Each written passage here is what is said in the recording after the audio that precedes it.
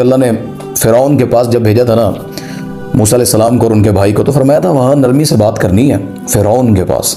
यहाँ सगे भाइयों से हम जिस तरह बात करते हैं आपस में मुसलमानों, हम सबको इल्म है। तो इससे आगे अल्लाह ताला ने मक्का वालों को धमकी देते हुए फरमाया कि जो तुम रसूलुल्लाह सल्लल्लाहु अलैहि वसल्लम और मुसलमानों को मक्का से निकालने की कोशिश कर रहे हो, याद रखो फ़िरौन ने बनी इसराइल और उनके नबी हज़रत मूसा अलैहिस्सलाम को मिस्र से निकालने पर मजबूर किया था, तो फिर हमने दिखाया कि वो भी उस सरज़मीन पर नहीं रह सके। फ़िरौन और उनके साथियों को अल्लाह ने वहाँ ज़िंदगी नहीं दी, ज़मीन को छीन लिया अल्लाह ने उनसे। मक्का के लोग नबी पर तंग करना चाहते थे ज़मीन। ये हिजरत जब नबी पाक सल्लल्लाहु अलैहि वसल्लम ने करनी थी ना, तो अल्लाह ने यहाँ तसल्ली भी दी। तकलीफ़ें इतने सालों से सह रहे थे, अल्लाह ताला ने अपने नबी को हौसला दिया कि परेशान ना हो, हिजरत का पैगाम आ चुका, ये ज़मीन से निकाल रहे हैं। मूसा अलैहिस्सलाम को भी निकाला था, मूसा जिंदा रहा, कौम रही, फ़िरौन गर्क हो गया। मक्का के लोग भी मर जाएंगे, मेरे नबी आपका इस्लाम जिंदा रहेगा। आपकी जितनी दावत है ये कभी ख़त्म नहीं हो सकेगी। ये दबाना चाहेंगे अल इस्लाम यालू वला युअला अलैहि, इस्लाम को कोई जितना दबाना चाहेगा ये उतना उभर कर आएगा। तो अल्लाह ताला ने यहाँ हौसला दिया और उन काफरों को, मक्का के मुशरिकीन मक्का को अल्लाह ने बनी इसराइल की, ये आप 76 नंबर से 104 नंबर आए तक ये सारी बातें पढ़ सकते हैं अल्लाह ताला ने यहाँ जो की हैं।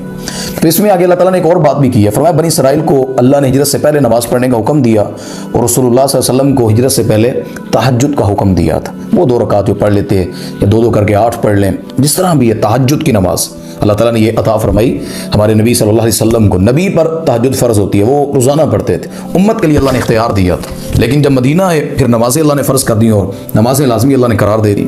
तो यहाँ तक बनी इसराइल में आप इतनी चीज़ें पढ़ेंगे, मज़ीद तफसील से भी अल्लाह ने कुछ बातें की हैं। लेकिन इससे आगे फिर सूरतुल कहफ है, कहफ, अल्लाहु अकबर। ये सूरत उस वक्त नाज़िल हुई जब मुसलमान मक्का वालों के जुल्म से तंग आकर हबशा की तरफ हिजरत करने का प्लान बना रहे थे, निकलना था।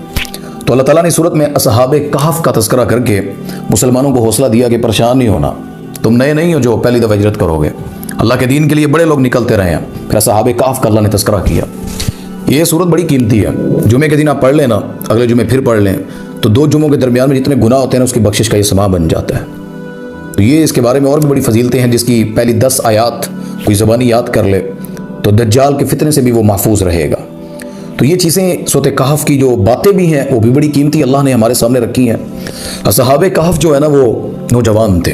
यहाँ अल्लाह ने ये भी समझाया कि लड़ना नहीं है, बहस नहीं करनी, कितनी तादाद पे लड़ते रहते हैं, जिस तरह तरावियों की तादाद पे लड़ते हैं। नवाफिल है जितने पढ़ लें यार, एतराज़ तब करें जिसने नहीं पढ़नी, जिसने पढ़नी है वो पढ़ लेगा, 2 पढ़नी, 8 पढ़नी, 12, 20 जितनी पढ़ानी पढ़ा ले, नफली नमाज है। नबी के पाक सल्लल्लाहु अलैहि वसल्लम की नमाज जो है वो फिर अल्लाह ने बतला दी हमें, 11 रकात है वो। तो ये अल्लाह ताला कह रहे हैं कि जो असहाबे कहफ हैं ये नौजवान थे, कोई 15 साल का होगा, कोई 20 साल का, कोई 25 साल का।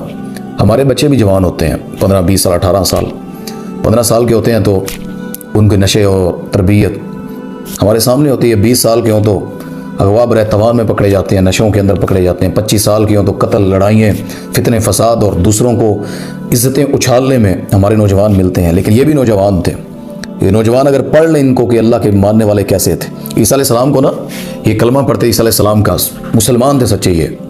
तो बादशाह वो खिलाफ था, उन्होंने जुल्म करना शुरू किया। तो ये इनमें से एक मुसलमान निकल कर, कुछ लोग जो थे उन्होंने सबको इकट्ठा किया और वो सोच कर के हिजरत करके निकलते हैं यहाँ से। तो वो एक गार के पास पहुँचे तो अल्लाह ताला ने उस गार में उनको नींद से सुला दिया। और कुछ अर्सा गुजरा तो आहिस्ता आहिस्ता बात चलती चलती खलीफा जो उनका लीडर था बड़ा, यानी बादशाह, वो मुसलमान बन गया, इस्लाम फैल गया हर तरफ। तो उनके अंदर इख्तलाफ भी पैदा हो गया, क़यामत के दिन मर के उठना है तो नहीं उठना।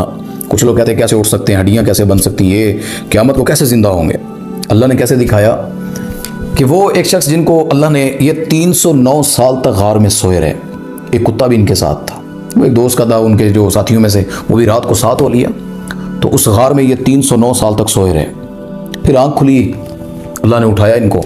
एक उठा और कहता भूख लगी है यार, जो सिक्के जेब में थे उसने वो उठाए और बाजार चला गया और कहा कानो कान किसी को खबर ना हो, चुपके से जाना है, बाहर ईसाइयत की हुकूमत है। लेकिन जब वो गया तो हैरान हुआ, बाहर मुसलमानों की हुकूमत। उसने दुकान पर पैसे दिए, ये खाना देना।